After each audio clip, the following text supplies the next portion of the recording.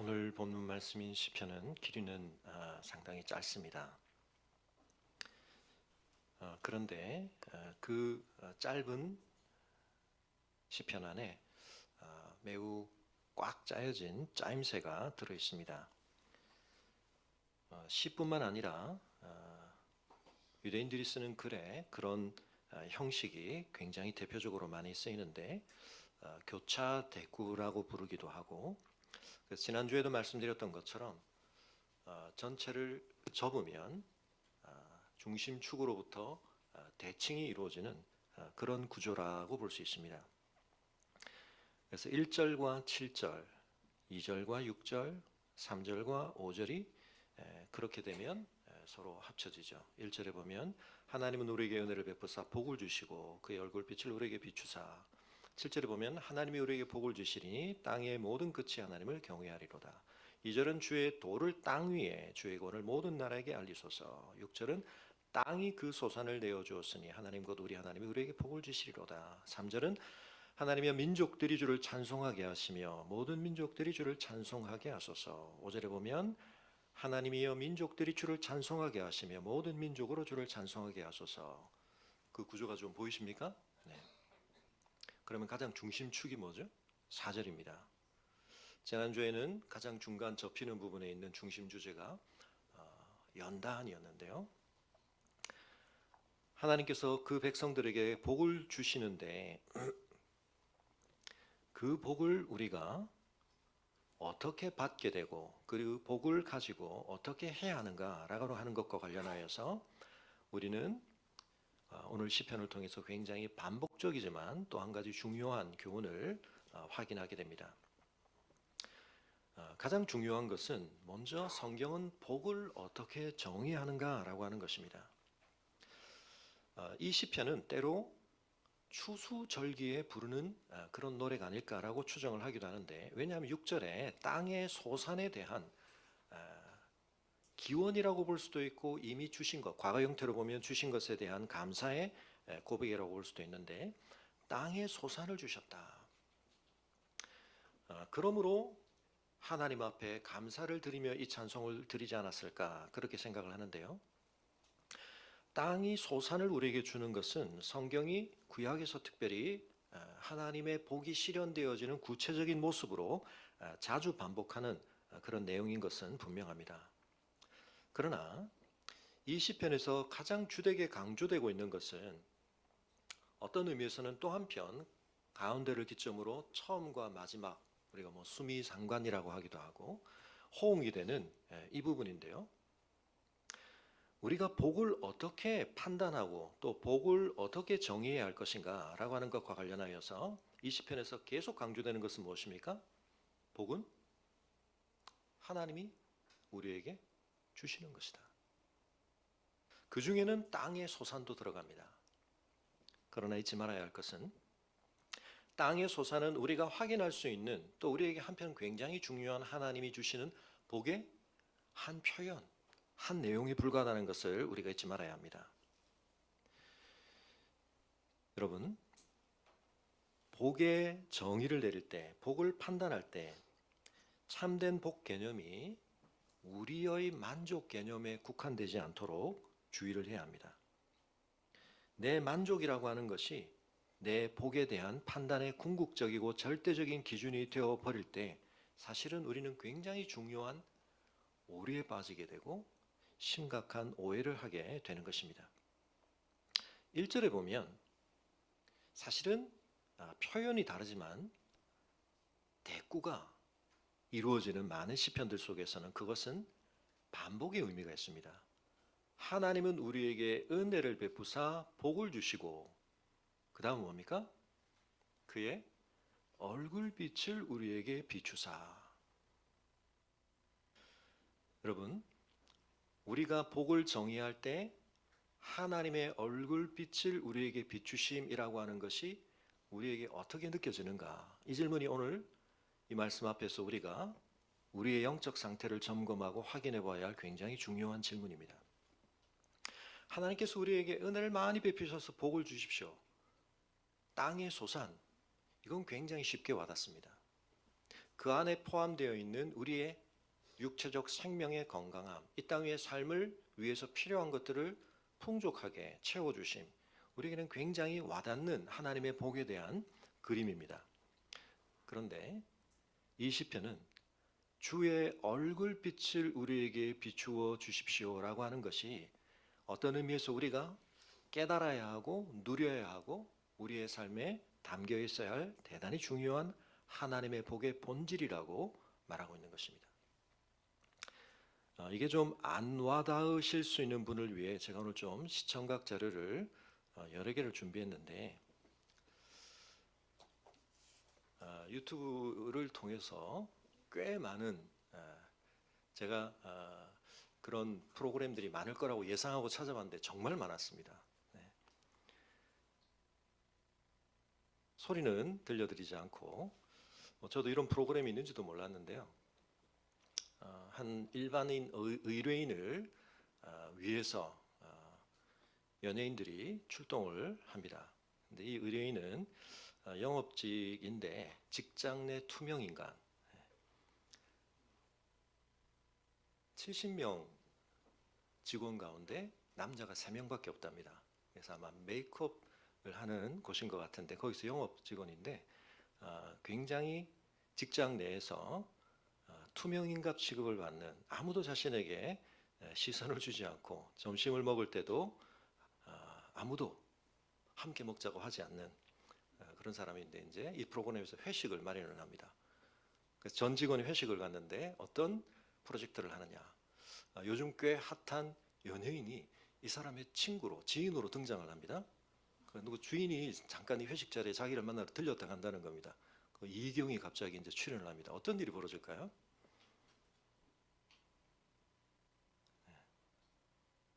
아무도 관심도 안 기울여주다가 전화를 받고 이제 출동을 하자 주변에서 난리가 납니다. 여기서 끝나지 않고 여기 앉아있는 직원들 나이대가 보니까 조금 나이대가 있는 분들이라 한 사람이 더 등장합니다. H.O.T의 토니가 등장을 합니다. 난리가 났습니다. 어떻게 될까요? 이분 성함이 방씨더라고요. 방차민인가? 그래서 제가 좀 더 반가웠는데 투명인간에서 인기남으로 갑자기 등극을 합니다. 그리고는 이제 나중에는 이 연예인들은 돌아가고 배웅을 해주고 이제 자리로 혼자 돌아오는데 여기서 뭐라고 묘사하냐면 마치 이 사람에게 후광이 있는 것처럼 빛이 나기 시작한다. 모든 사람이 그 사람을 거들떠보지도 않다가 어떻게 해요? 주목하여 바라보며 다음날 바깥집 먹자고 막 약속을 해주고 핵 인싸, 요즘 우리 친구들은 가장 관계의 중심에 있는 사람을 그렇게 부르는데요. 그렇게 됩니다.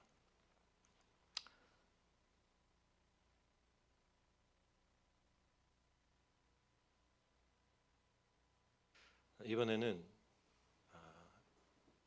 굉장히 관계를 맺기 어려운 우리 청소년 학생인데 아마 세븐틴이라는 그룹을 좋아하나 봅니다. 저도 그 멤버들을 잘 모르는데 버넌이라고 하는 멤버가 일일 과외 선생님으로 오는데 본인은 모르는 겁니다. 근데 하필이면 이름이 또 에스더네요. 네, 그래서 아마 부모님이 크리스찬이신 것 같은데 모르고 그냥 들어왔습니다. 그리고는 이제 방에 들어가라 했는데 들어왔는데 어떻게 됐을까요? 갑자기 절을 하고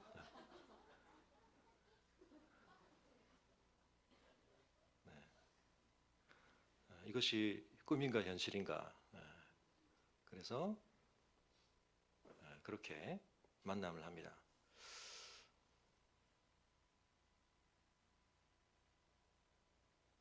이번에는 입시 학생이 시험을 준비하고 있는데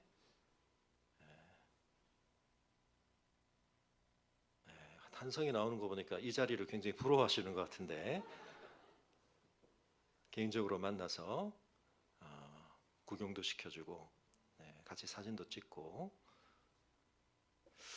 이런 프로그램들이 굉장히 많더라고요. 그런데 그런 것뿐만 아니라 뭐 이런 순간들에 대한 것도 있었습니다. BTS를 좋아하는 사람들을 스튜디오에 불러놓고 실제로 출연하는 거죠. BTS가 깜짝. 이 표정들, 이 환호성. 네. 노래방에서 혼자 부르고 있는데 지코 노래를 부르고 있는데 지코가 실제로 출연을 하는 겁니다. 주유소에 김연아가 주유를 하고 있고 박지성이 갑자기 등장을 하고 실물 영접을 하고 있는 거죠. 네. 네. 입틀막이라고 하죠. 네. 대통령이 갑자기 패스트푸드점에 찾아오고 트와이스 팬들 뒤에 진짜 트와이스가 나타나고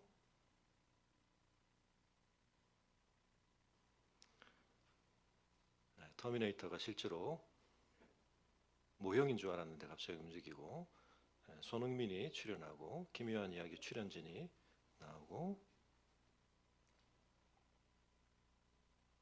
뭐 이 드라마를 모르시는 분은 뭐 모르시겠지만 꽤 인기가 있었던 시리즈였는데요.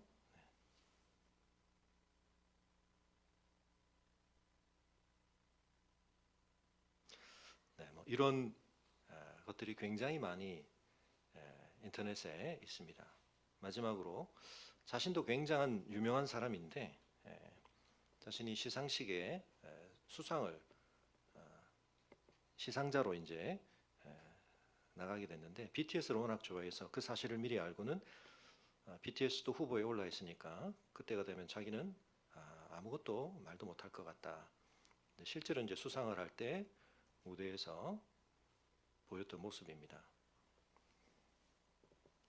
BTS가 상을 받게 된 거죠.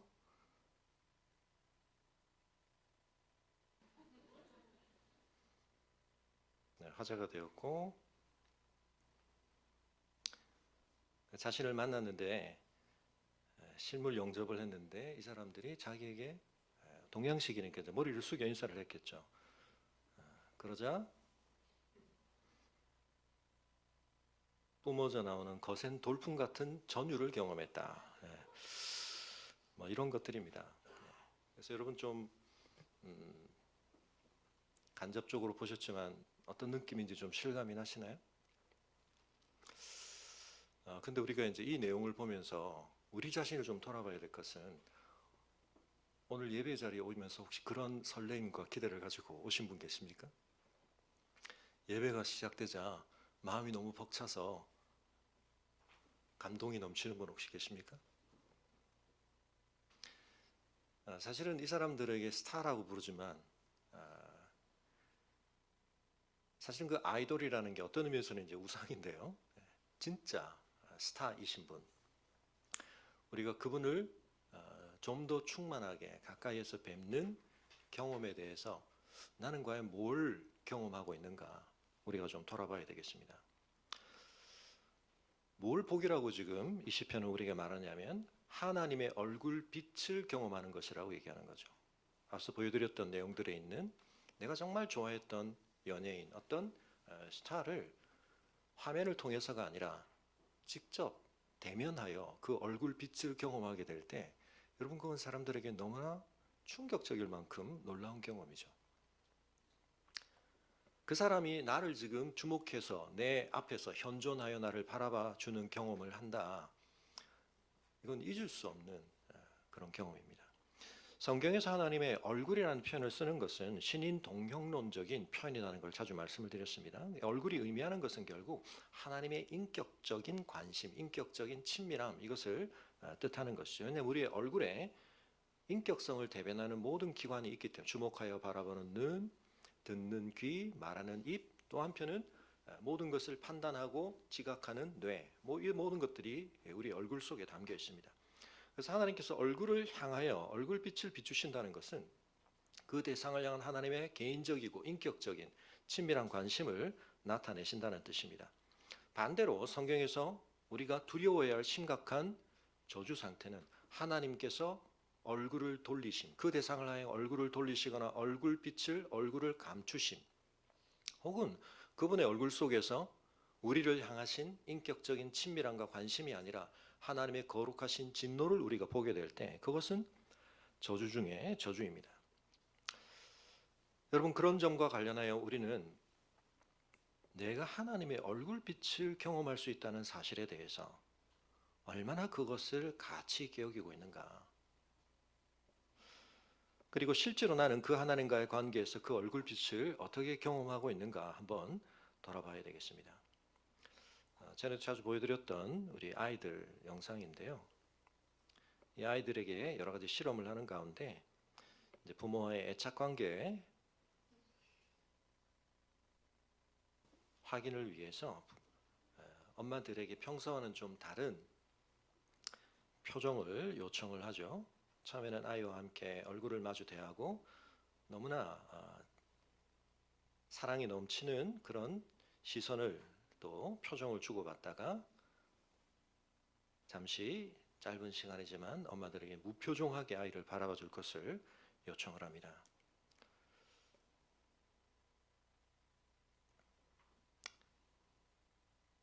아이는 이해를 할 수는 없는데 갑자기 엄마의 표정이 굳어집니다. 딱딱해집니다. 표정이 사라졌습니다. 아이들이 어떻게 반응을 할까요?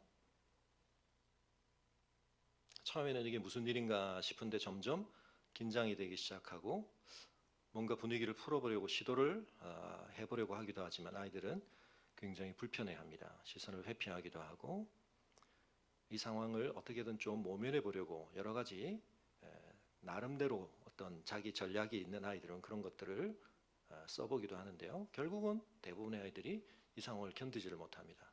그리고는 웁니다. 힘들어합니다. 이렇게 우는 아이들에게서 나타나는 중요한 특징은 뭐죠? 그 아이에게 뭐가 있다? 평소에 엄마와의 관계에서 애착을 굉장히 중요하게 여겼다는 것이 드러나는 거죠. 그래서 그것이 확인되지 않을 때 그것이 고통스러운 것입니다. 힘든 것입니다.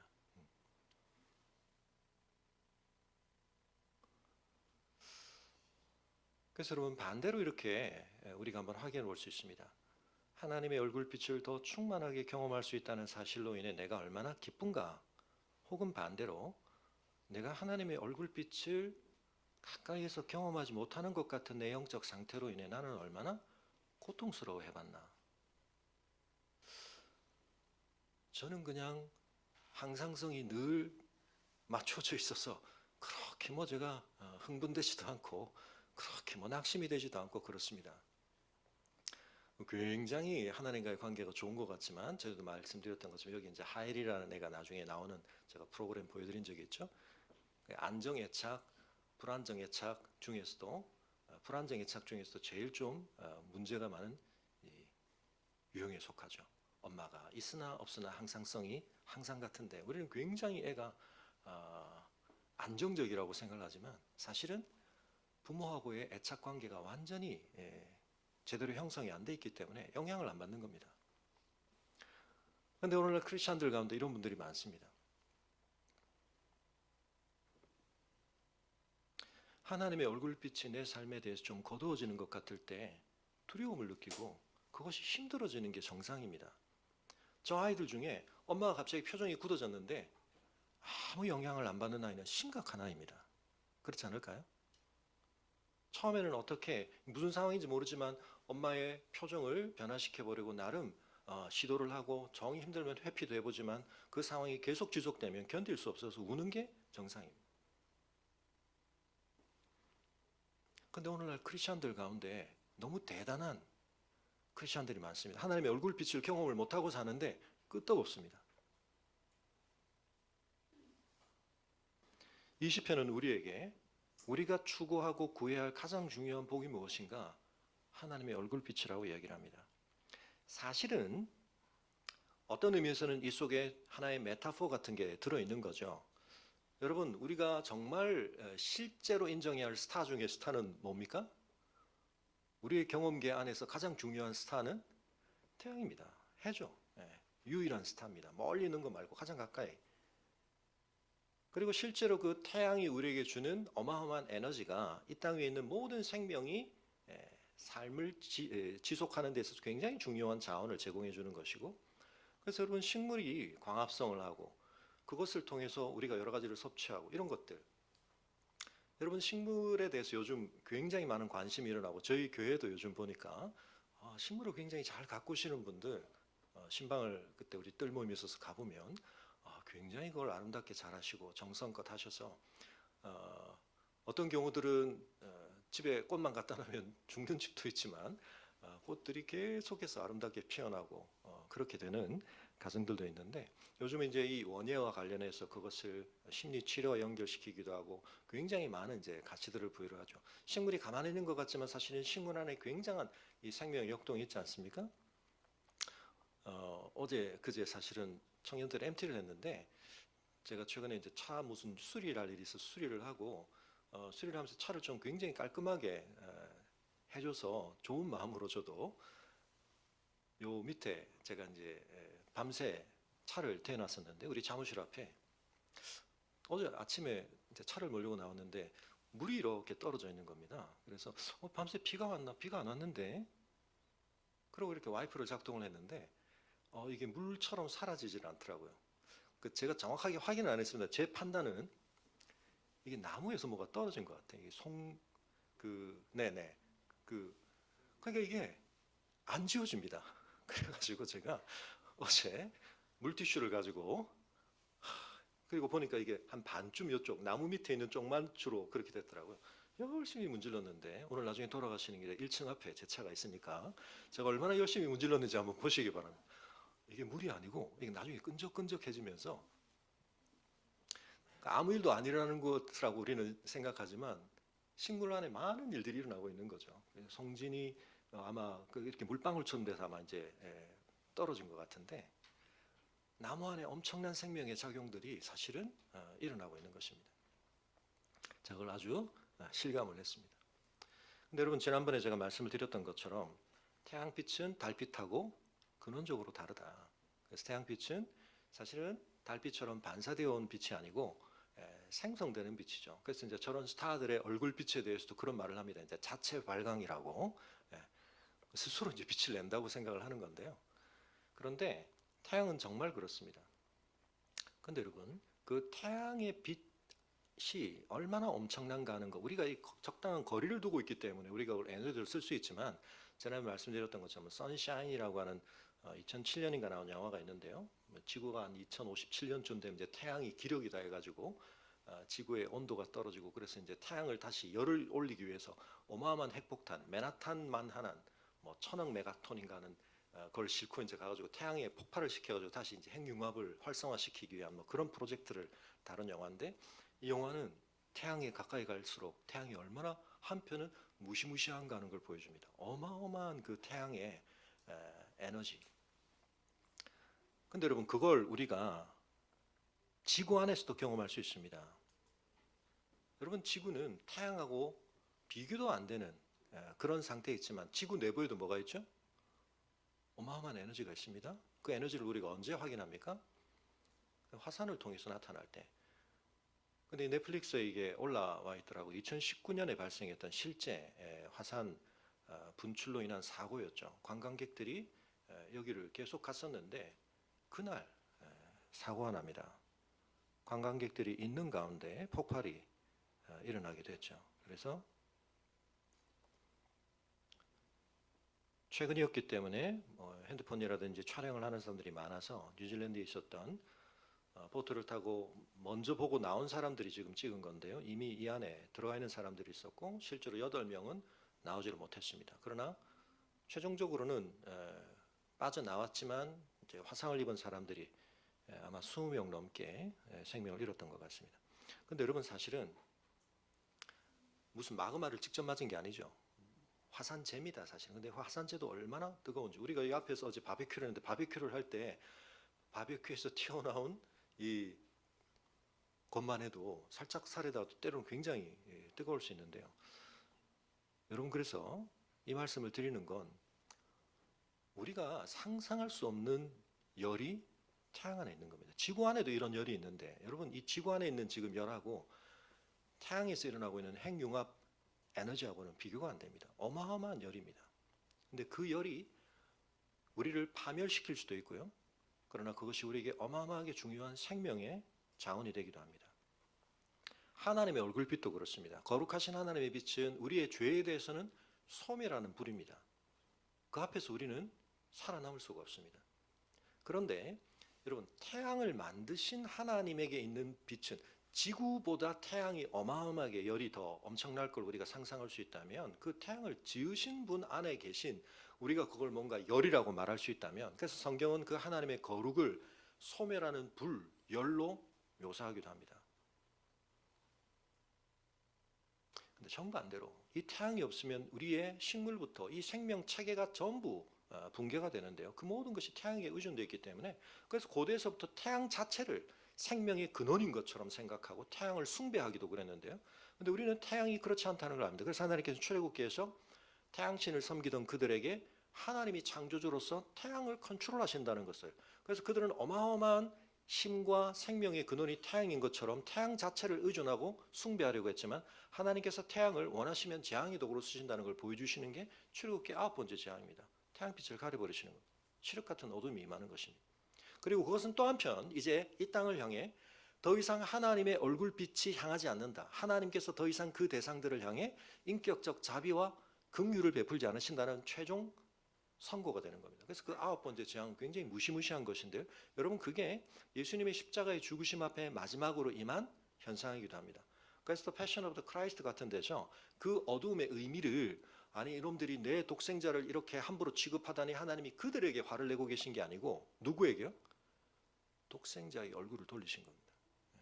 이제는 그 아들이 완전한 희생제물이 되어서 하나님의 모든 진노가 쏟아져야 했기 때문에 출애굽 때는 이스라엘과 애굽 사이에 경계가 있었지만 예수님은 어떤 의미에서는 마치 빅뱅이나 블랙홀처럼 모든 것이 합쳐지시는 어떤 그런 특이점이시기 때문에 우리가 생각할 때는 완전히 다른 두 개가 애굽에서는 완전히 구별되어 있었지만 예수님 안에서는 그것이 완전히 합쳐집니다.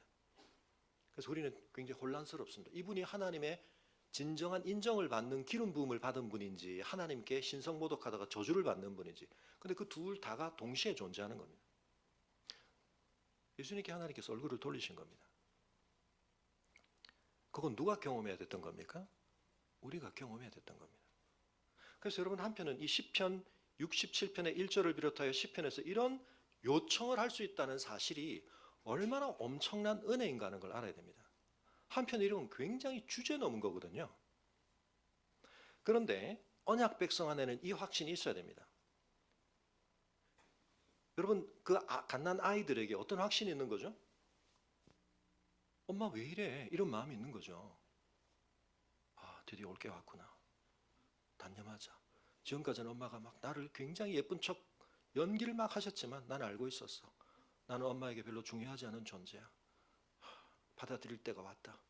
체념하려고 애가 그러면 정상이 아니죠. 정상이 아니면 뭐가 있어야 됩니까?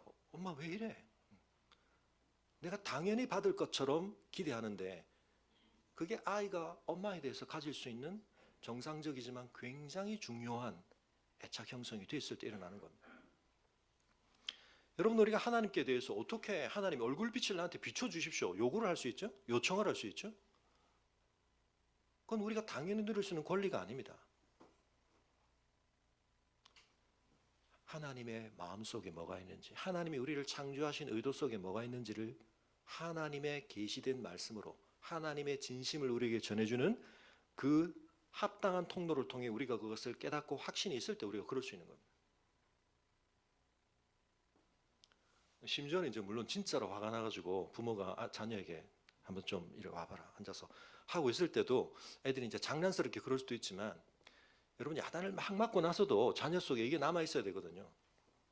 아 나랑 이제 관계를 끝장내자는 거구나. 짐 싸자. 자녀가 이렇게 생각하면 안 되죠. 아무리 혼이 나더라도 지난주에 말씀드렸던 것처럼 참 부모가 연단을 할 때 훈계를 하고 훈육을 할 때 그 마음속에 뭐가 있다는 걸 자녀가 알아야 됩니까?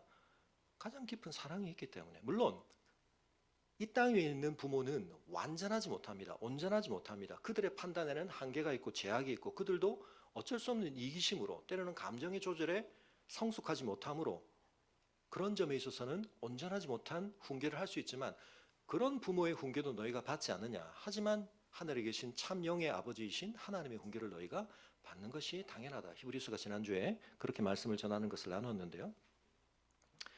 그래서 여러분 그런 어떤 내가 당장은 달갑지 않은 훈육을 받을 때에도 연단을 받을 때에도 우리의 마음속에 뭐가 남아있어야 되냐면 부모가 나에 대해서 가지고 있는 가장 근본적인 뜻은 선한 것이다에 대한 확신. 자, 이 시간 잠깐 우리 옆에 자녀가 있는 분들은 우리 한번 바라보시기 바랍니다. 우리 자녀들을 한번 바라보시며 내 마음 알지 표정을 한번 지어주시죠. 제가 우리 뜰 모임에서 지금 하고 있는데 우리 메시지 중에 55%가 뭐라고요? 비주얼. 이제 오늘 남은 뜰 몇 뜰이 있는데 우리 제일 초반의 뜰들은 제가 테스트를 안 했습니다만 다음번 세 번째 텀 돌아올 때 하겠습니다만 아직 안 한 뜰들이 있어서 제가 말씀을 안 드리지만 테스트 다 해보셨죠? 비주얼이 그렇게 쉽지가 않습니다. 자, 다시 한번 표정에 장착을 하셔야 됩니다. 말이 중요한 게 아니고 표정으로 내 마음 알지? 하면서 흘겨보지 마시고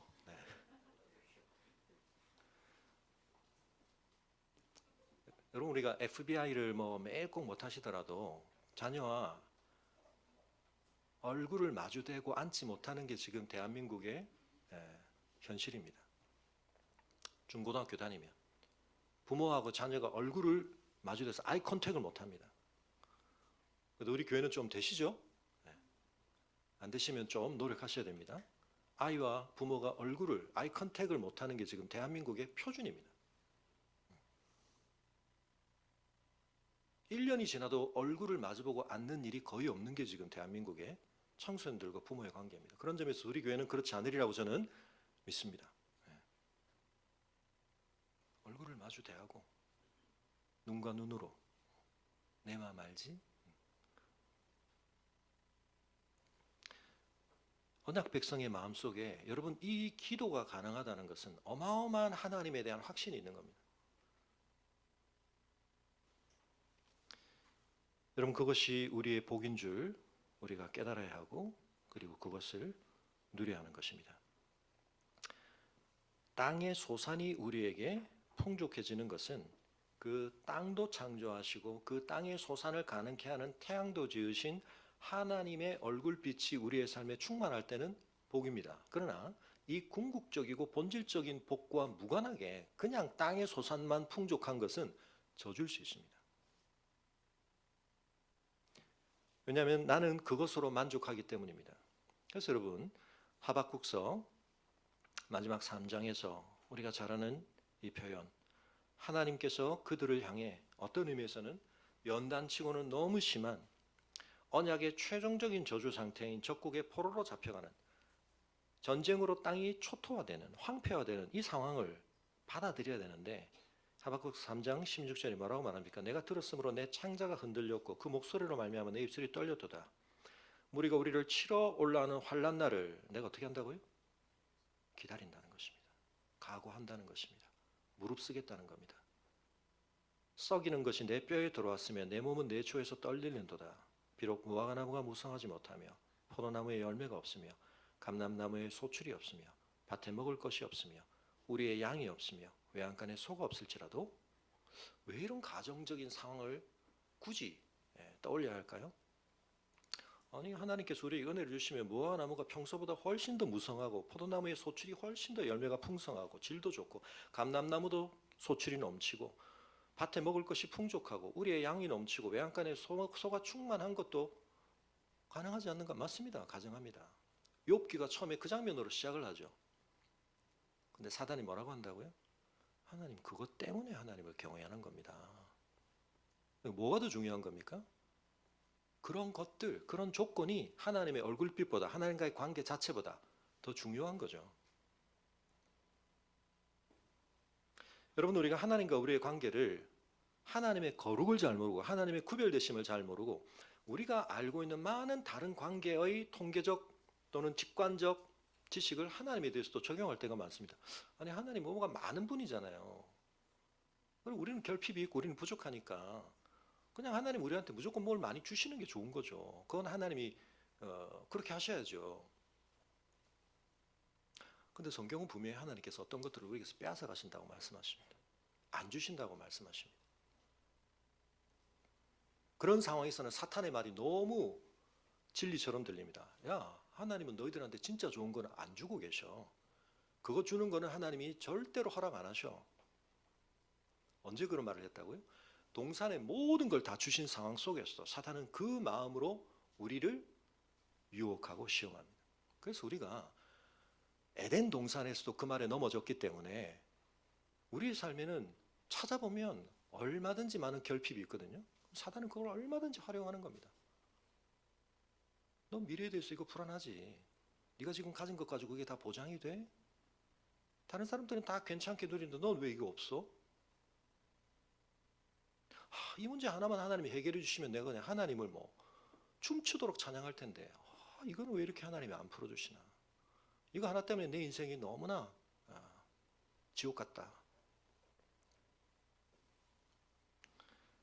여러분 그때 나는 과연 이런 고백을 해본 적이 있는가? 뭐라고요? 다 없다는 겁니다. 아무것도 깡그리 다 없다는 겁니다. 우리가 이번 주에 마지막으로 읽은 욥기가 그걸 보여주는 거죠. 근데 욥이 마지막 뭘 경험합니까? 하나님의 임재를 경험합니다. 하나님이 소문으로 들었던 하나님이 아니라 내 앞에 나타나신 하나님, 내 앞에 얼굴빛을 비추신 하나님을 경험했는데 뭐라고 욥이? 앞에 있었던 수많은 논쟁이 다 사라집니다. 나는 여호와로 말미암아 즐거워하며 나의 구원의 하나님으로 말미암아 기뻐하리로다. 주 여호와는 나의 힘이시라. 나의 발을 사슴과 같게 하사 나를 나의 높은 곳으로 다니게 하시리로다. 이 노래는 지휘하는 사람을 위하여 내 수금에 맞춘 것이니라. 하박국의 마지막은 노래로 끝납니다. 시편으로 끝납니다. 자주 말씀드리지만 이 가사를 가지고 만든 노래가 조금 너무 저는 부적절하게 느껴져서 화가 나무 잎이 마르고 율동을 하기는 좋은데 경쾌한데 이 가사 속에 담긴 이 상 속에 담긴 이 장엄하고 비장함이 너무 안 묻어나서 저는 그 노래가 좀 싫습니다. 어릴 때는 저도 뭣도 모르고 막 따라했는데 막 염소가 어쩌고 막 양이 어떻고 이런 게 막 재밌었는데 나중에 하박국을 알고 나니까 이 노래는 그렇게 부르면 안 돼요. 너무 처절하게 그러나 비장하게 부르는 노래입니다. 하나님 제 인생은 그런 비장함을 경험할 일이 없게 해 주옵소서. 여러분 제가 그냥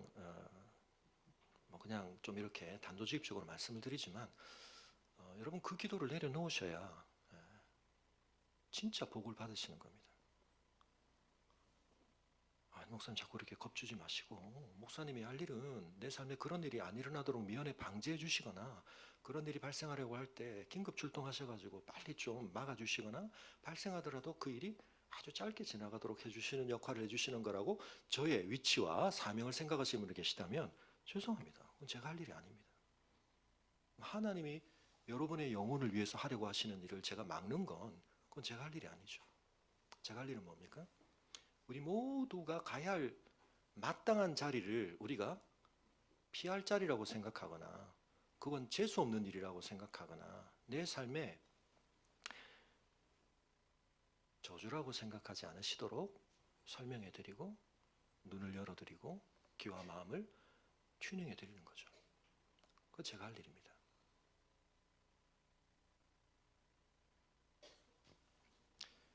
그런 목사인 제가 싫으시면 결단을 하실 수도 있겠죠. 근데 여러분 좋은 결단을 해주시기를 다시 한번 부탁을 드립니다. 그 씨름을 하겠습니다 그러면 제가 같이 씨름할 겁니다. 근데 문제는 그 씨름은 누가 억지로 시킬 수 있는 게 아닙니다. 왜냐하면 하나님께서 우리 각자에게 가장 소중하게 받으시는 것은 나의 깨달음, 나의 자원함. 통계적 신앙생활을 하시는 분이 많이 계십니다. 다수의 사람들이 대충 이 정도 믿는 것 같아. 평균에서 내가 조금만 더 하면 그 정도로 괜찮지 않을까. 근데 하나님 우리에게 뭐라고요? 하나님은 우리의 사랑을 어떻게 기대하십니까? 상위 1% 안에 들면 된다 그렇게 얘기하시는 게 아니고 마음을 다하고 뜻을 다하고 힘을 다하고 정성을 다하고 뭘 다했어요? 목숨을 다해서 나를 사랑해라. 그게 복이다. 그러고 있지 못한 나는 문제가 있다.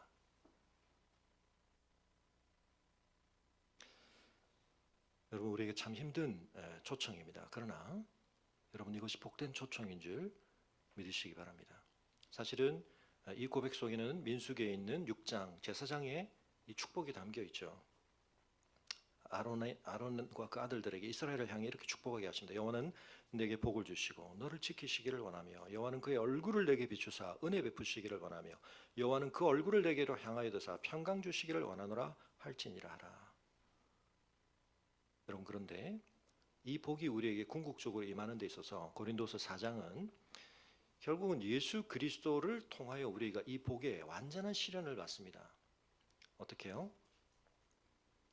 고린도서 4장 6절 어두운데 빛이 비치리라 말씀하셨던 그 하나님께서 예수 그리스도의 얼굴에 있는 하나님의 영광을 아는 빛을 우리 마음에 비추셨느니라. 하나님의 얼굴빛이 이 세상에 반영되는 데 있어서 가장 완전한 반사체, 아니 반사체라고 말할 수도 없고 이제는 완전한 그것을 드러내신 분이 예수 그리스도시죠. 구약에 모세가 있었지만 하나님과 가장 친밀했고 하나님과 가장 많은 것을 구별되게 공유했던 사람이었지만 이 사람이 하나님의 빛을 경험한 방식은 뭡니까? 뒷모습만 봤다라고 표현을 하는 것은 어떤 제약이 있다는 걸 얘기하는 겁니다. 모세만큼 하나님과 대면하여 알았던 사람이 없는데 그 대면함 속에는 제한이 있었습니다. 근데 그 제한을 넘어서신 진정한 하나님의 얼굴빛을 우리에게 비춰주신 분은 예수 그리스도. 왜냐하면 영원전부터 아버지 품속에 있던 독생자셨고 그래서 그분은 하나님의 참된 형상이셔서 그분의 얼굴 안에서 하나님의 영광이 우리에게 그대로 비춰지는 겁니다. 근데 여러분 그 얼굴은 십자가를 거쳤습니다. 그 저주당하고 그래서 사람들이 그 얼굴을 보다가 도저히 못 보겠다. 이사야 53장에 얼굴을 돌려버릴 수밖에 없어요. 너무 참혹해서 너무 비참해서 너무 망가져 있어서. 근데 우리는 그 얼굴을 통하여 하나님의 진심, 우리를 향하신 하나님의 빛을 보는 겁니다. 자체 발광하는 그 얼굴이 아닙니다.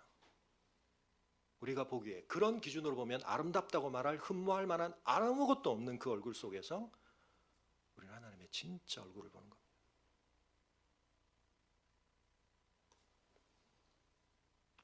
그 영광을 아는 빛을 우리의 마음에 비추셨습니다. 성령으로 복음을 알므로 우리가 이 보배를 질그릇에 가졌으니 이는 심히 큰 능력은 하나님께 있고 우리에게 있지 아니함을 알게 하려 함이라. 그래서 여러분 이 영광스러운 빛을 받았는데 우리에 대해서 바울이 뭐라고 묘사합니까? 얼마나 복될지를 묘사하는 게 아니고 8절에 뭐라고요? 우리가 사방으로 우겨쌈을 당하여도 쌓이지 아니하며 답답한 일을 당하여도 낙심하지 아니하며 박해를 받아도 버림받지 아니하며 거꾸러뜨림을 당하여도 망하지 아니하고. 왜 사방으로 우겨쌈을 당하고 답답한 일을 당하고 박해를 받고 거꾸러뜨림을 당합니까? 그런 걸 면제받는 게, 그런 걸 원천 몽쇄당하는 게 하나님의 얼굴빛을 받은 사람의 복이라고 우리가 생각하면 성경은 그렇게 말하지 않습니다.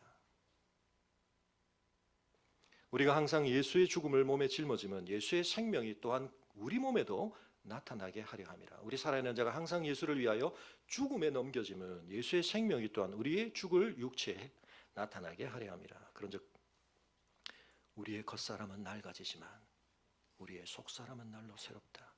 우리가 잠시 받는 환난에 경한 것이 지극히 크고 영원한 영광에 중한 것을 우리에게 이루게 합니다. 우리가 주목하는 것은 보이는 것이 아니요 보이지 않는 것이니 보이는 것은 잠깐이요 보이지 않는 것은 영원함이라. 이 진정한 복을 눈떠 우리가 봐야 하는 것입니다.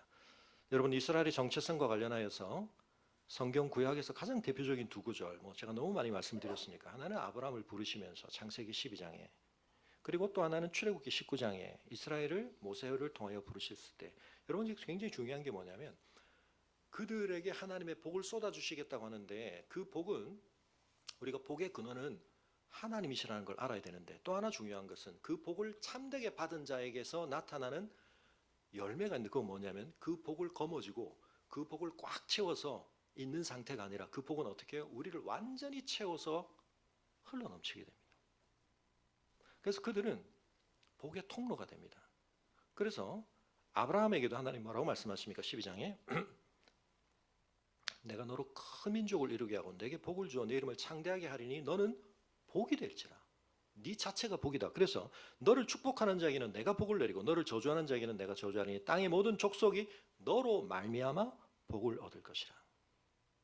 출애굽기 19장도 마찬가지입니다. 중요한 개념들이 등장하는 그 중에 하나 대표적인 거 뭡니까? 거룩한 백성, 소유된 하나님의 소유. 세 번째, 그러나 가운데 있는 가장 중요한 건 제사장 나라.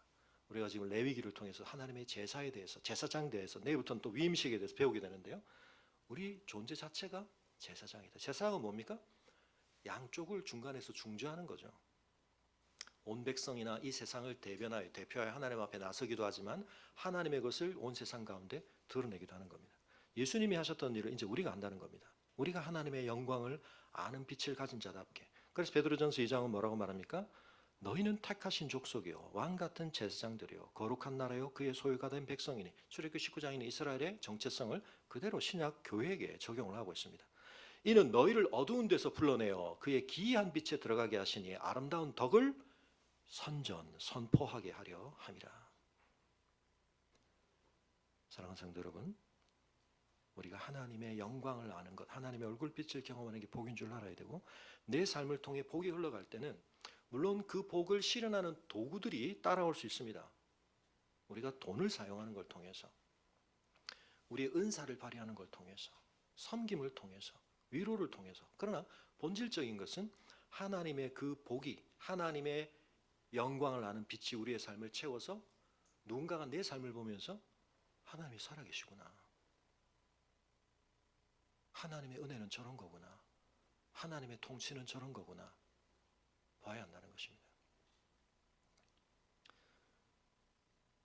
이번에 터키를 가면서 사실은 우리 노예안에 또 여건이 되셔서 가실 수 있는 분들도 계시지만 꼭 좀 가셨으면 하는데 여건이 안 되셔서 못 가시는 분들에게 제가 광고도 좀 드렸지만 저희 교회에서 몇몇 분들이 좀 후원을 해주셔서 그분들이 가실 수 있게 됐는데, 그분들이 저한테 제가 목사님한테 해드린 게 없는데 목사님 왜 이렇게, 근데 그분들이 저한테 뭘 해줘가지고 제가 그렇게 한 게 아니고 그분들이 제가 보기에 너무 하나님 앞에 신실한 분들이고 너무 소중한 사역들을 하고 계시고 그게 귀하고 그게 감사해서 저는 그분들이 그런 좋은 경험을 꼭 이 교회에 하실 수 있으면 좋겠다.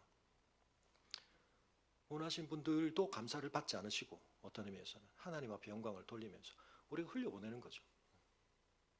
제가 예전에 영화 Paid Forward, 아름다운 세상을 위하여인가 우리가 그렇게 번역되어 있죠. 우리가 하나님께 받은 걸 우리는 누군가에게 줄 때 나한테 갚아, 그게 아니죠. 우리가 값없이 받아서 우리가 흘려보내면서 그걸 받은 사람이 또 어떻게 해요? 누군가한테 값없이 주는 겁니다. 저는 그런 일들이 우리 교회 안에서 또는 우리 교회를 통하여 다른 곳으로 흘러가는 것 참 감사하다고 생각합니다. 여러분도 마찬가지입니다. 우리가 하나님의 복을 많이 받아야 되는 이유는 뭐죠? 이 세상이 곤고하고 황폐해져 있기 때문인데 돈 자체가 없어서가 아니죠. 돈을 가지고도 그것을 사람을 살리기 위해 하나님의 은혜와 덕이 끼쳐지게가 아니라 사람을 죽이는 일들이 일어나기 때문에 우리가 그런 것들을 회복해야 하는 일들을 하는 것입니다. 사랑하는 성도 여러분, 이 시편에서 그래서 하나님의 얼굴빛을 우리에게 비추시는데 맨 마지막은 어떻게 됩니까? 땅의 모든 끝이 하나님을 경외하는 일. 우리한테 복 주시는데 왜 땅이 하나님을 경외하게 되죠? 우리가 그걸 충실하게 반영하게 될 때, 흘려보내게 될 때 그런 일들이 일어나는 것입니다. 우리의 삶에 그런 역사들이 일어나도록 하기 위해서 여러분, 우리가 정말 중요한 건 뭐냐면, 여러분 반도체에 대해서 제가 말씀을 드렸지만 여러분 반도체를 연마하고 반도체의 그런 어떤 공정을 하기 위해서 사실은 거의 독에 가까운 화학 제품을 쓰기도 하고 어마어마한 공정들을 통해서 불순물이 없도록, 우리가 지난번에 은금에 대해서 얘기했지만 여러분 은금이 중요한 게 아니에요. 이제는 반도체가 은금보다 훨씬 비싸거든요. 순도를 높이기 위해서 99.9 안 됩니다. 여러분 99.999 안 됩니다. 그런 걸 만드는 기술을 우리가 이제는 하고 있습니다. 그렇게 하면 어떻게 되죠? 초전도체처럼 우리가 흘러가야 할 때 고를 솟으르는 정보가 정확하게 흘러가고, 그렇지 않을 때는 차단이 되고, 이런 어떤 절연과 흐름이 원활하게 이루어질 때 그런 놀라운 가치가 발생하는 것입니다. 이 세상 속에서 우리가 그런 하나님의 영광을 아는 자가 되도록 하기 위해 때로 하나님은 우리를 연단하십니다. 우리를 갈고 닦으십니다. 풀무에서 우리를 재련하십니다. 강도도 높이시고 순도도 높이십니다.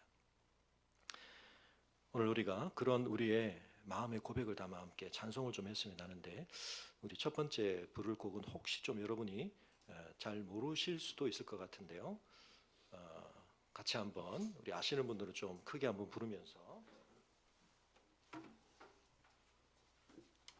좀 시간이 갔지만 우리가 시편을 하면서 찬양을 좀 함께 했으면 좋겠습니다.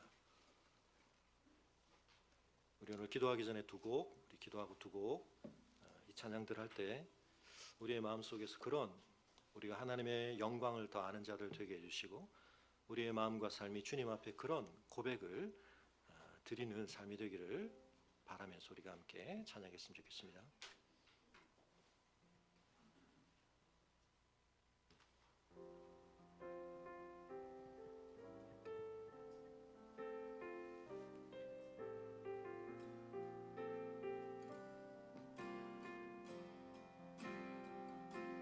주의 약속이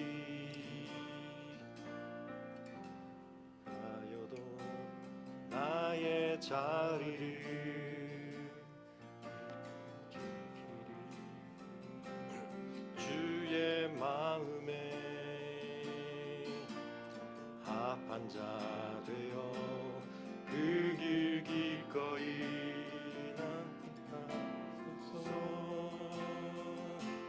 주의 계획을 성실하시니 나의 고백을 온전케 하네. 주의 나라가 세워짐을 바라며 깨드리네. 내 맘 아시는 주님, 힘겹게 비워낸 바람들 다 내려놓고 주의 위로 전하며 신실하신 아버지, 주만 많은 자 되리.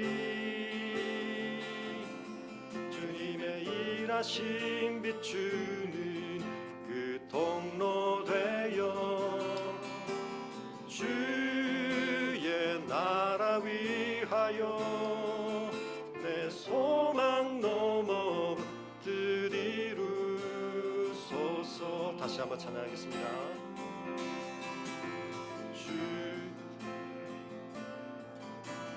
주의 약속이 아득하여도 나의 자리를 힘써 지키리. 주의 마음에 합한 자 되어 그 길 기꺼이 나 걷게 하소서. 주의 계획을 성실하시니 나의 고백을 온전케 하네. 주의 나라가 세워짐을 바라며 모든 것 기꺼이 주께 드리네.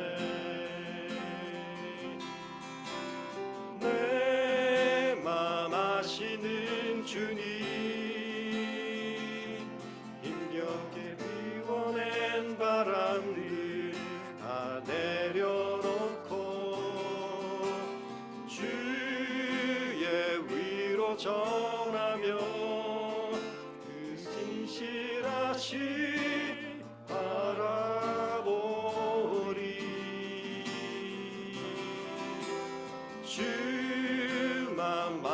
자 되리. 주님의 일하심 비추는 그 통로 되어 주의 나라 위하여 내 소망 넘어 주들이 이루소서.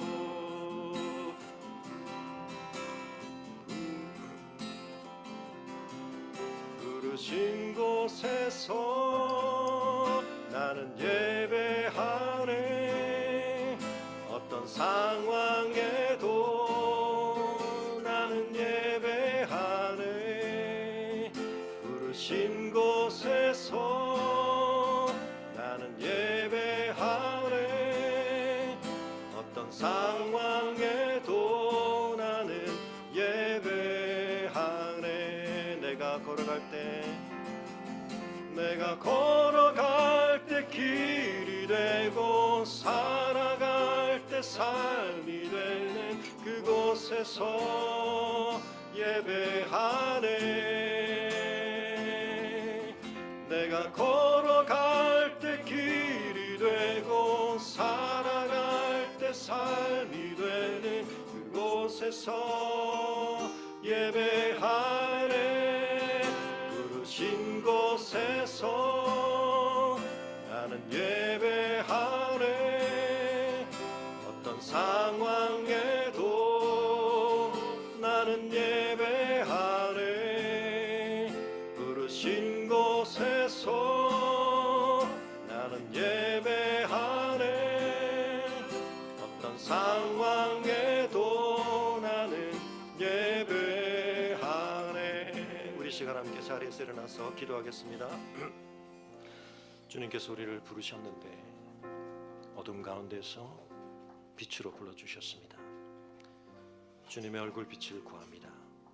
환경과 상황의 어둠 속에서 오히려 주님의 빛을 확인하게 하시고 우리의 마음과 삶이 주님의 빛 가운데 회복되게 하시고, 그렇게 될 때 이 세상 무엇으로도 밝힐 수 없는 그 빛, 주님께서 우리 안에 주시는 그 빛으로 우리의 삶이 세상의 빛과 소금 되게 하실 줄 믿습니다. 우리 시간 함께 우리의 헌신을 다시 한번 다짐하며 기도하겠습니다.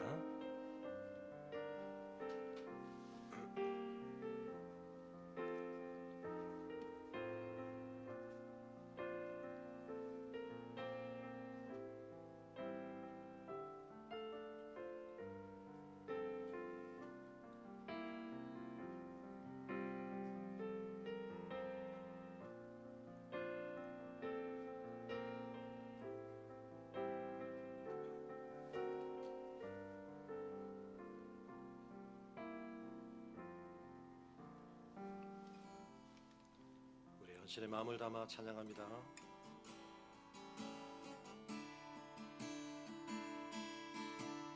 무엇과도 주님을 바꾸지 않으리. 다른 어떤 은혜 구하지 않으리. 오직 주님만이 내 삶의 도움이시니 주의 얼굴 보기 원합니다. 나 무엇과도 주님을 바꾸지 않으리. 무엇과도 주님을 바꾸지 않으리. 다른 어떤 은혜 구하지 않으리. 오직 주님만이 내 삶의 도움이시니 주의 얼굴 보기 원합니다. 주님 사랑해요.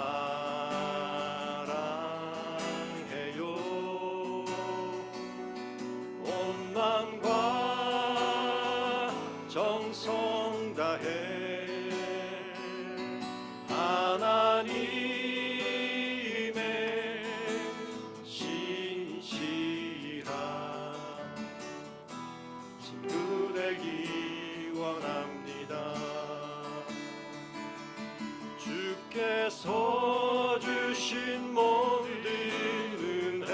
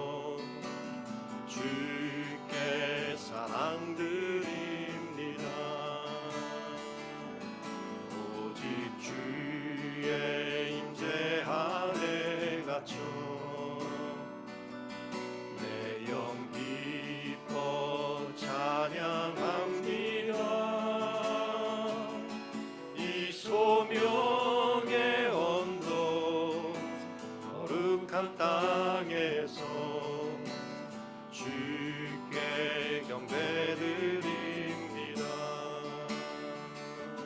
주께서 주신 모든 은혜 나는 말할 수 없네. 내 영혼 즐거이 주 따르렵니다. 주께 내 삶 드립니다. 주님 사랑해요. 온 마음과 정성 다해 하나님의 신실한 친구 되기 원합니다.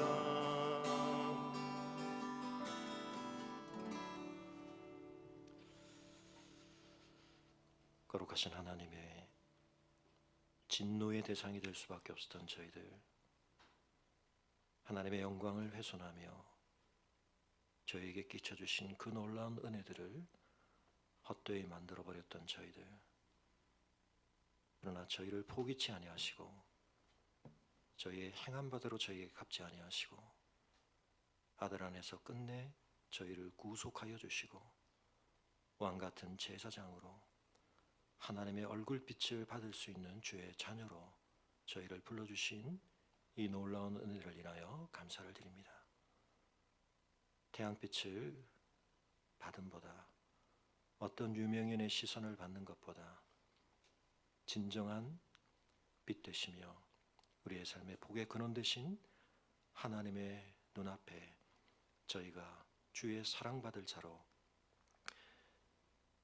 서 있을 수 있게 하신 이 놀라운 은혜가 주님 저희에게 무익한 것처럼 무능력한 것처럼 여겨지지 않을 수 있도록 성령께서 저희의 마음에 덮인 수건을 거두어 주시고 하나님의 영광을 아는 빛 예수 그리스도의 얼굴빛을 비추어 주셔서 주님 우리가 그 빛 가운데 거하게 하시고 그 빛 가운데 생명의 충만함을 누리게 하시고 우리를 뒤덮은 어떤 환경과 상황에 막힘과 답답함과 둘러싸임 속에서도 주님 저희가 그 빛 가운데 영적으로 일어설 수 있도록 그리고 저희의 삶에서 그 빛을 증거하며 나타낼 수 있도록 주님 도와주시옵소서. 이 소중한 복을 저희가 누리는 삶에 있어서 물러서지 않게 하시고 이 복을 우리의 삶에서 증거함에 있어서 주님 저희가 주 앞에 더 온전해지기를 원합니다. 주의 은혜 가운데 우리 성도들의 걸음과 삶을 또 한 주간 붙들어 주시기를 간구하며 이제는 우리 주 예수 그리스도의 은혜와 우리 아버지 하나님의 그 크신 사랑과 성령의 감화감동 교통하심이 주의 얼굴빛을 받은 복을 감사함으로 누릴 뿐만 아니라 그 삶 속에서 아름답게 증거함으로 온 땅이 주 앞에 경배하는 그날, 온 땅이 주의 복 가운데 회복되는 그날 주님 앞에서 영광스러운 왕같은 제사장으로 그 기쁨과 존귀한 영광 가운데 거할 것을 오늘도 바라보며 또 한 주간의 삶을 주와 동행하기를 원하는 주의 얼굴빛 가운데 주님과 더 친밀히 함께하기를 원하는 주의 성도들의 걸음 위에 지금부터 영원토록 함께 하시기를 간절히 축원하옵나이다.